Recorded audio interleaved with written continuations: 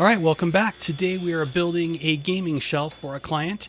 Now, if you like all the nitty-gritty details and want to see all those details about joinery and all that stuff, I will have a playlist to more detailed videos below. But on this video, we are going start to finish on how I built this gaming shelf for a client. All right, so the lighter color wood you see me cutting here is holly, and that is going to be an accent wood inside of a segmented ring. The client really loves to play video games and is into cosplaying, so they wanted a shelf that was an art piece to be able to display their memorabilia. So the focal point of the shelf is going to be a segmented ring that is accented with that holly wood, and then all the different size shelves will intersect this ring. All right, to cut all the segments for the segmented ring, I'm using a jig called a wedgie jig. This is a jig I found through the Carl Jacobson's wood turning YouTube channel, and as soon as I saw him demonstrate it, I went out into the shop and built one and tried it, and it is by far the best, most accurate way I've seen to cut segments. So this is my go-to on cutting segments for segmented rings for my wood turning or any of my other projects. Okay, I'm getting ready to glue the segmented ring together, and I have found the best way to lay out all the parts so they're ready to go for glue, because there are a lot of parts to glue here, is to use some blue tape and stick it sticky side up. So basically what I've done here is I've taped down blue tape sticky side up so I can glue or stick all those parts and pieces in a line ready for glue. And then when I do glue them together, I'm going to use a slow set epoxy, so that way I don't have to stress out trying to get all the glue on there and get it wrapped up ready to go before it completely dries. I like to have a stress-free glue up basically.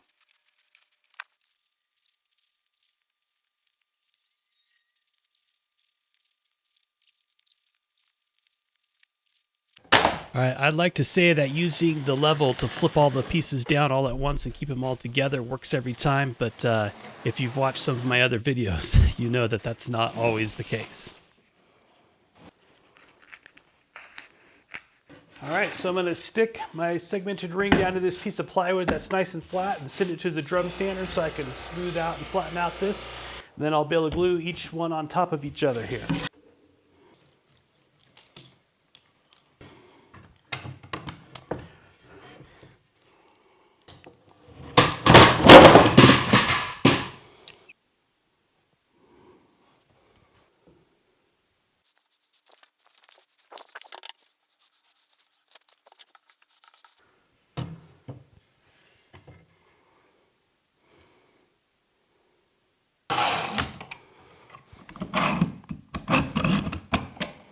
Insert obligatory joke about never having enough woodworking clamps. All right, so now that I have it glued up in all its layers, I'm going to lay out what the actual finished size of the segmented ring is going to be, and then I'm going to use my router to create a template so that way I can just template route it to perfect circle.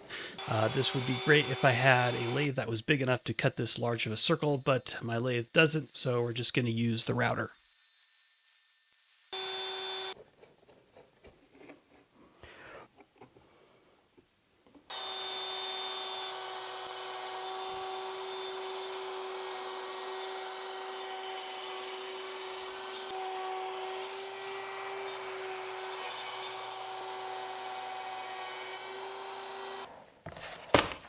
All right, and there we have it. There is our perfect circle that we're going to use as a template.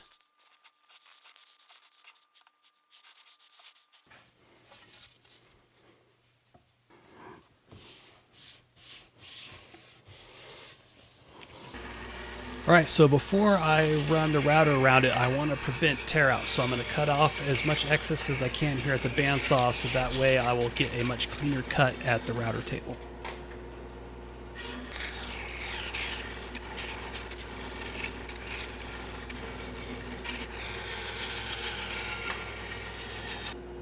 It's looking pretty good already. All right, originally I was going to cut this on the router table, but I decided as big as it is and that there's no center support that it seemed kind of unwieldy and unsafe to cut at the router table. So I put a pattern bit in the handheld router and just used that. And I'm going to take two passes, one from the top, and then switch bits here and go around from the bottom.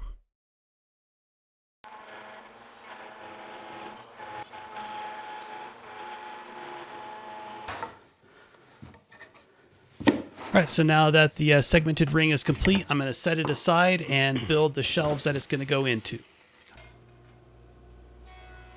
And that means a ton of material prep. Every project has a bunch of material prep. If you're going to be serious about woodworking, invest in a good joiner and planer. They are really the workhorse of every project, the start of every project.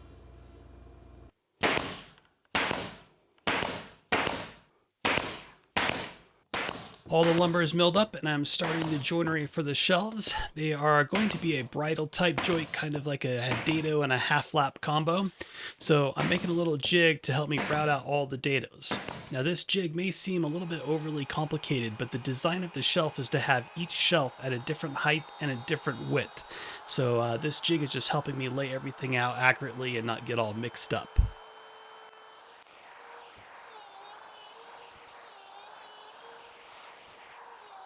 All right, so the dados are cut, and now I'm dropping in a spacer to act as a stop to cut the half lap. So my pattern bit will hit that spacer as I route, and that will create the half lap.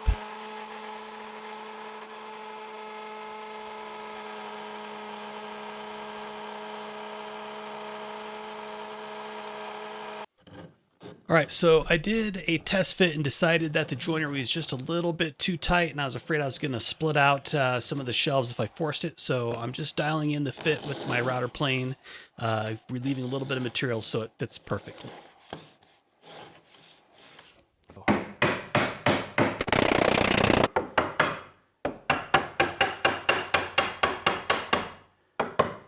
All right, back to more complicated jigs. I am building a web of plywood in between all the shelves, and this will allow me to double stick tape down the segmented ring to that plywood, allowing me to locate the location of the shelves onto the ring.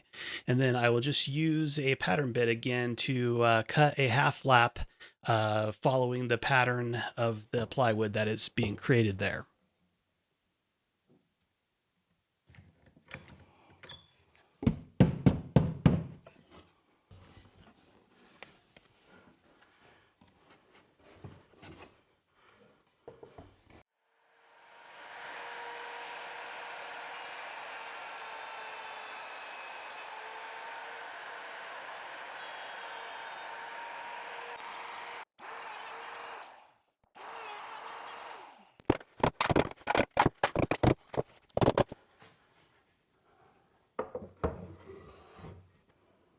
Now the corresponding half lap needs to be curved to match the segmented ring, and there's no really easy way to cut that with the power tool.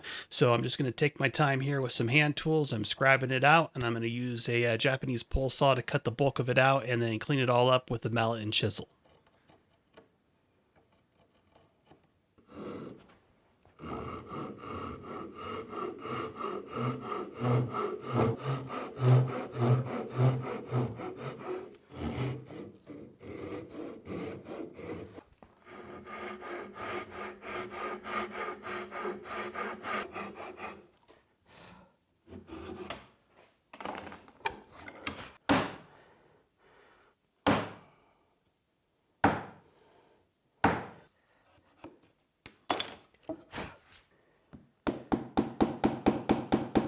Right now I'm eyeballing down my scribe line.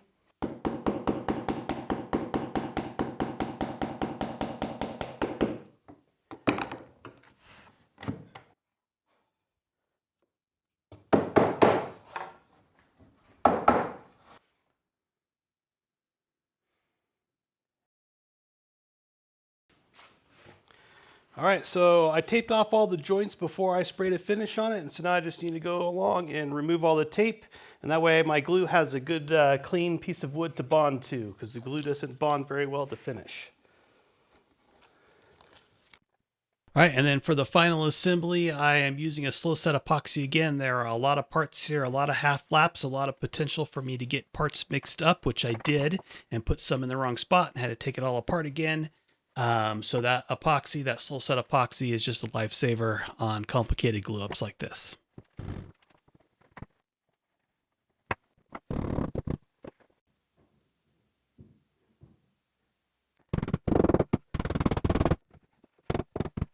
All right, and then there we go, the final product. Now, if you can tell where the inspiration for the segmented ring shape and layout came from, let me know in the comments below.